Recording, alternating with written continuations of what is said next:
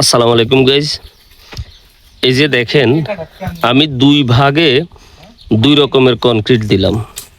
এক ভাগে কংক্রিটগুলো একটু পাতলা করে দিলাম, আর এক ভাগে কংক্রিটগুলো আপনার এরকম একটু বেশি পরিমাণে ব্যবহার করলাম।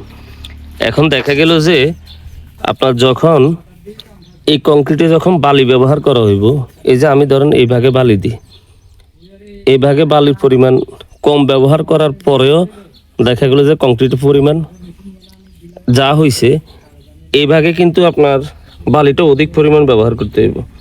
দেখেন আমি বালি আরও দিতেছি, দেওয়ার পরে দেখা গেল যে আপনার কংক্রিট ঢালাইয়ের পরিমাণ প্রায় সেম হয়েছে। এখন এই ঢালাইতে যখন ঢালাইয়ের পরিমাণ কিন্তু সেম হয়েছে, কিন্তু এই বালিগুলা এখানে যে কংক্রিটের ঘনত্ব বেশি, কংক্রিটের ঘনত্ব বেশির কারণে কংক্রিটের যে ফাঁকা জায়গাগুলো আছে, এই বালিগুলো কিন্তু ওই ফাঁকা জায়গাগুলো ভরাট করবে। কিন্তু এখানে তো কংক্রিটগুলো ফাঁকা ফাঁকা, তো ওই ফাঁকা জায়গাগুলোর কি দিয়ে ভরাট হবে? আপনার ওই যে বালি আর সিমেন্ট যেটা, সেটা দিয়ে ভরাট হবে। এখন দেখা গেল যে বালির দাম কম, কংক্রিটের দাম বেশি। এই কারণে অনেক ব্যবসায়ী আছে যে তারা কি করে, আপনার বালি বেশি ব্যবহার করে, কংক্রিট কম ব্যবহার করে, এতে তাদের একটু লাভ বেশি। কিন্তু দেখেন, তাদের লাভ যদিও বেশি হয়, ঢালাইটা অনেক দুর্বল হয়। এই ভাগের ঢালাইটা যখন আপনার ক্র্যাকিং হয়, যেমন মাঝখান দিয়ে কোনো একটা চাপ পড়লো, চাপ পড়ার কারণে ওই যে বালু, যে যেখান দিয়ে বালু দিয়ে এই ঢালাইটা ক্র্যাকিং হয়ে যেতে পারে।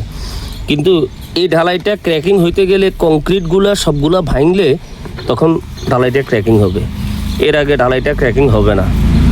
তো আপনারা যারা মাল ক্রয় করবেন, স্যানিটারি মাল কিংবা বাড়িতে কোনো কাজ করাবেন, ঢালাইতে অবশ্যই কংক্রিটের পরিমাণ বেশি ব্যবহার করবেন। আর যে পরিমাণ কংক্রিট দিবেন, সর্বোচ্চ তার অর্ধেক পরিমাণ বালি ব্যবহার করবেন।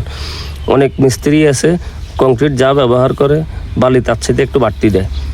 তাই এতে বাড়তি দিলে হয় কি, ঢালাইটা একটু ফিনিশিং বেশি আসে, দেখতে একটু সুন্দর দেখা যায়।